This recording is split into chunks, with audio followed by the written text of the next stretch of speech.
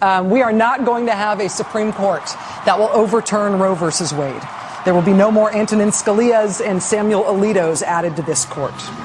We're not going to repeal health reform. Nobody is going to kill Medicare and make old people in this generation or any other generation fight it out on the open market to try to get themselves health insurance. We are not going to do that. We're not going to give a 20% tax cut to millionaires and billionaires and expect programs like food stamps and kids' health insurance to cover the cost of that tax cut.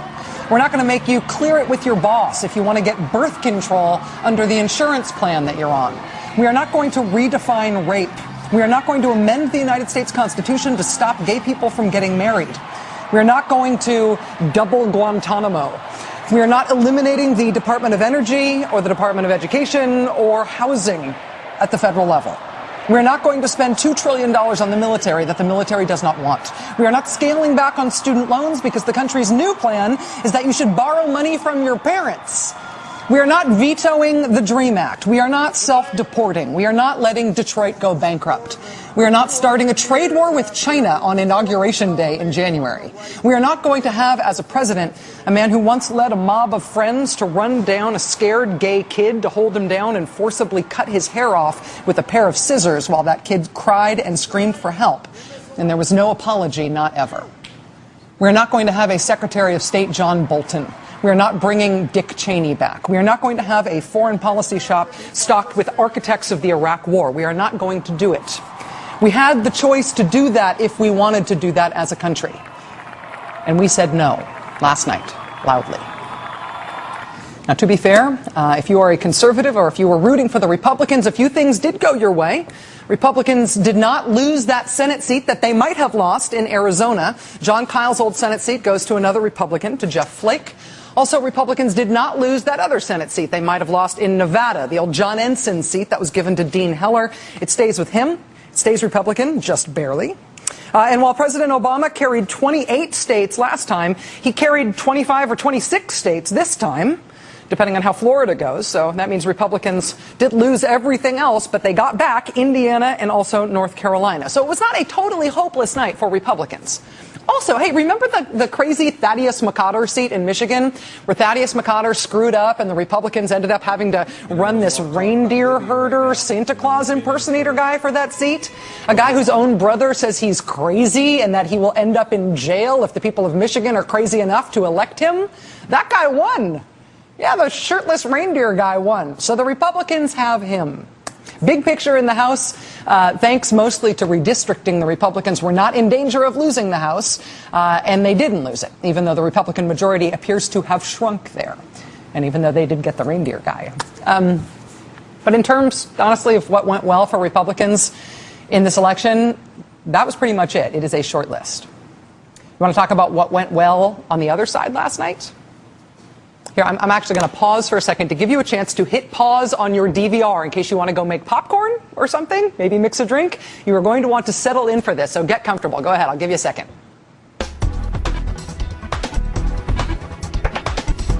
Okay, you back? Ready? Here we go. So last night, the Democratic senator who was supposed to be the most endangered incumbent in the country not only won, she won by 16 points. Republican Senator Scott Brown of Massachusetts, who was so stuffed with hedge fund money that he burped credit default swaps. Scott Brown lost by a lot to the nation's foremost authority on the economic rights of the middle class. After marriage rights for same-sex couples were voted down in state after state after state for years, more than 30 times in a row, this year, all change. In Maine, they voted on marriage equality and they voted for it. In Maryland, they voted on marriage equality and they voted for it. In Minnesota, they were asked to vote against marriage equality and Minnesota refused to ban it. In Washington state, the vote is not called yet. They are still counting the vote, and we will be watching it closely. But if you are on the pro-gay right side in Washington state, it should be noted that it is looking pretty good. In Iowa, anti-gay activists were sure that they were going to turf out a judge for ruling in favor of marriage equality. They had done it before to a bunch of other judges. They had been successful every time they had tried before, but not this one, not this time. Judge Wiggins in Iowa keeps his seat. Nevada elects its first African-American congressman this year. America gets our first openly gay United States senator. America gets our first ever Asian-American woman senator from Hawaii. Her seat in the House, I should note, gets filled by this woman, a Democratic Iraq War veteran. I'm going to tell you right now that her name is Tulsi Gabbard because she is on the fast track to being very famous someday. Tulsi Gabbard. Speaking of Iraq War veterans, Tammy Duckworth, veteran helicopter pilot. She lost both of her legs in Iraq. She is going to Congress, and she is sending home the opponent who mocked her for her war record, Joe Walsh. California relaxed its 3 strikes you're out law and rejected a law to cripple the political power of unions. Decriminalization of marijuana was approved in Washington and in Colorado. The astonishing tide of dark money spent against Democratic Senators John Tester in Montana and Sherrod Brown in Ohio turned out to be pointless. Both those Democratic senators won. They held on to their seats. Democrats won a Senate seat in North Dakota, of all places, a seat that nobody thought they could win. All of these states that had this hugely aggressive total Republican takeover from the 2010 elections, Ohio and Wisconsin and Michigan and Pennsylvania and Virginia and Florida, all of those states that went so red in state government in these past couple of years and that then had these big fights inside their states over how Republicans were governing there. In Ohio, Wisconsin, Michigan, Pennsylvania, Virginia, and we will see about Florida. Last night, not only did Republicans lose the presidential election in every single one of those states, Republicans lost the Senate race in every single one of those states, too. Sherrod Brown, Tammy Baldwin, Debbie Stabenow, Bob Casey, Tim Kaine, Bill Nelson. Depending on Florida, a Democratic sweep of the presidency and definitely a Democratic sweep of the Senate races in those states that the GOP was so excited to have supposedly turned red in a way that was going to stick. Last night, Democratic women swept every major office in New Hampshire. Last night, California Democrats won a Democratic supermajority in the state House and in the state Senate. Not just majorities in California, but supermajorities, wherein if the Republicans don't turn up, any of them, any day at work, nothing will be different in California. They're completely legislatively irrelevant. Allen West lost his seat. More women got elected to the U.S. Senate than at any time in U.S. history. The Republican presidential nominee and vice presidential nominee both lost their home states. Missouri and Montana and West Virginia chose Democratic governors. West Virginia chose its first gay state legislator. So did North Dakota. West Virginia and North Dakota? Yes, seriously. Joe Lieberman's old seat went to a real Democrat in Connecticut. The proportion of young people voting compared to 2008, it went up. Same with African Americans, up from 2008. Same with Latinos, up from 2008, not down, up. If you are a liberal or if you were rooting for the Democrats, last night was a very, very, very big night. And oh yeah, this happened. President Barack Obama, yes, will go down in history as our nation's first African American president. But he will also go down in history as the most successful Democratic presidential candidate since FDR. President Bill Clinton got reelected too, I know, but only Barack Obama got reelected with not just big electoral college margins, but also with majority wins in the popular vote. Twice. The guy who predicted this outcome almost exactly is Nate Silver, of course, who writes the political statistics blog 538 at the New York Times. For accurately predicting, it appears, the exact outcome of the race, and I mean down to every single state. We'll see about Florida. Nate was, of course, pilloried on the right and by right-leaning Beltway media types, including Politico.com, for having the audacity to print what his poll averages told him was about to happen. But Nate was right. The polls were right. Even without Florida being decided, we now know that President Obama won in pretty much exactly the way the state-by-state polls said he was going to win. He won with more than 300 electoral votes. It was not magic. It was just math. Math that was completely invisible to the political right. I believe the minimum result will be 53-47 Romney, over 300 electoral votes, and the Republicans will pick up the Senate. I base that on just years and years of experience. The wild card in what I've projected is I'm projecting Minnesota to go for Romney. I think Ohioans vote with their wallets. That's why I think Romney's going to win on Tuesday. Carl, I'm actually with you. Except I think you're more optimistic. I got this Romney 3 points. I think Ohio is going to be a squeaker, maybe an 80, 100, 110,000 vote margin, but I think the Republicans are likely to take it. Who's going to win this election? Charles Krauthammer, your best prediction. Romney, very close, but he'll win the popular by, I think, about half a point. Electoral college, probably a very narrow margin. It will be the biggest surprise in recent American political history. It will rekindle a whole question as to why the media played this race as a nail-biter, where, in fact, I think Romney's going to win by quite a bit. I'm now predicting a 330 electoral vote landslide. Yes, that's right. 330 electoral votes. Yes, that's right. No, that's not. Wrong. But Republicans and conservatives plainly really believed this stuff. I mean, they were talking each other into it a little bit, but it's not like they were faking it. They were so sure they would win. They were so sure that these polls must be wrong and that they must be right. And when the real math of the real world came barreling out of the dark at them last night, they hid from it. They could not believe it.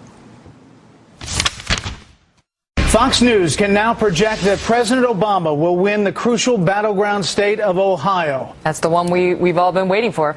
And there's a question now about, what does that mean, panel? I mean, does that mean that's the presidency? Do you believe that Ohio has been settled?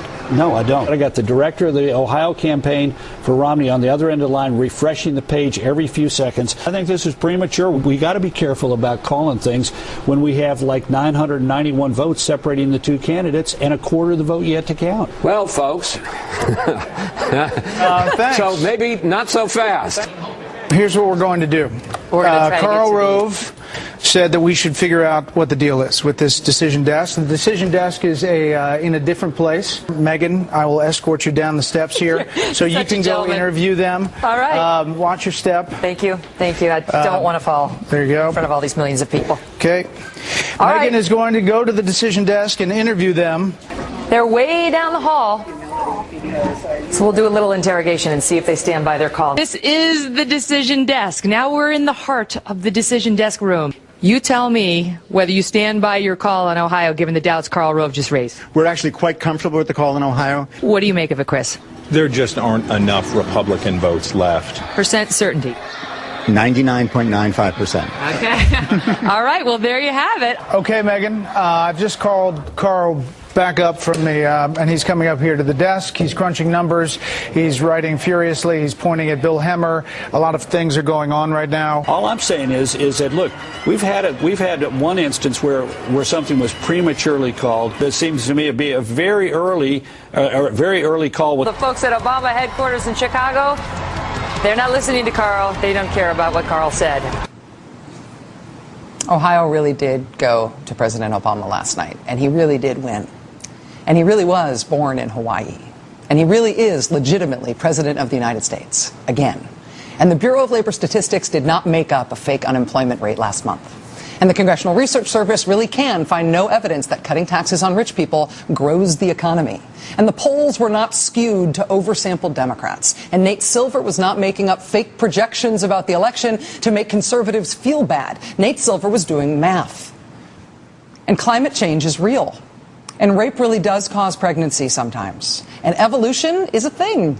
And Benghazi was an attack on us. It was not a scandal by us. And nobody is taking away anyone's guns. And taxes have not gone up. And the deficit is dropping, actually. And Saddam Hussein did not have weapons of mass destruction. And the moon landing was real. And FEMA is not building concentration camps. And UN election observers are not taking over Texas. And moderate reforms of the regulations on the insurance industry and the financial services industry in this country are not the same thing as communism. Listen. Last night was a good night for liberals and for Democrats for very obvious reasons. But it was also possibly a good night for this country as a whole. Because in this country, we have a two-party system in government. And the idea is supposed to be that the two sides both come up with ways to confront and fix the real problems facing our country. They both propose possible solutions to our real problems. And we debate between those possible solutions. And by the process of debate, we pick the best idea. That competition between good ideas from both sides about real problems in the real country should result in our country having better choices, better options than if only one side is really working on the hard stuff.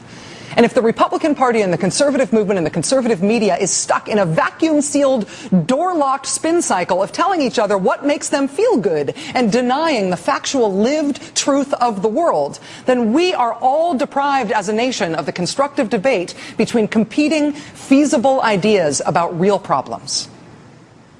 Last night, the Republicans got shellacked, and they had no idea it was coming. And we saw them in real time, in real humiliating time, not believe it even as it was happening to them. And unless they are going to secede, they are going to have to pop the factual bubble they have been so happy living inside if they do not want to get shellacked again.